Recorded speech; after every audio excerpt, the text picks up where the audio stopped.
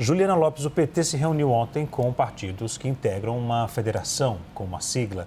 Qual foi o assunto debatido ontem nessa reunião do PT? E qual o movimento deles? Vários partidos estão fazendo essas reuniões agora, partidos inclusive ali da direita, para entender o caminho para as eleições de 2026, né? Por parte do PT, a gente já tinha colocado isso aqui há bastante tempo, isso já estava sendo discutido.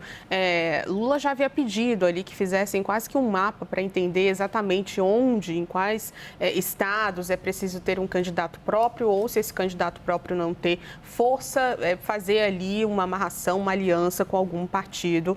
E isso pode acontecer com partidos de centro-direita. Então, foi uma reunião para entender exatamente como esse mapa vai ser feito. Agora, pela nova executiva, né, tem à frente da presidência do partido Edinho Silva. E para deixar muito claro quais são os pontos sensíveis em relação às eleições de 2026. Segundo o que me contaram alguns participantes, estava bem claro ali nas palavras de Edinho, uma promessa que ele fez, inclusive, de campanha, de que alianças precisam ser feitas não só entre partidos da esquerda, mas da esquerda com a centro-direita. Esse que é um ponto bastante delicado dentro do PT, mas, enfim, foi amplamente debatido durante as eleições internas do partido.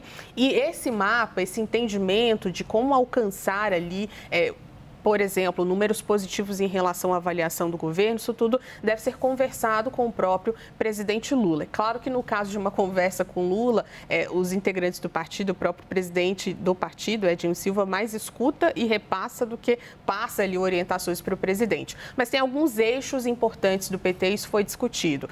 Fazer uma proteção à imagem do presidente Lula para que ela não seja impactada de alguma forma pelos próximos eventos, por exemplo, pela CPMI do INSS, aproveitar uma melhora, ainda que tímida, na popularidade do governo e pensar e discutir, dialogar com a centro-direita, esse que é um dos pontos mais sensíveis. Então, o que a gente está vendo? Uma organização, uma articulação para as eleições de 2026 que inclui aí um entendimento de como a legenda vai se posicionar, mas muito mais do que isso, entende o PT que é preciso fazer essas conversas com esses partidos. Isso é muito delicado nesse momento em que, nessa semana, a gente teve reunião ministerial, presidente Lula fazendo cobranças diretas a ministros do Centrão que façam a defesa do governo e alguns partidos, como União Brasil e PP, muito indignados com algumas falas do presidente Lula e pregando um desembarque ainda neste ano,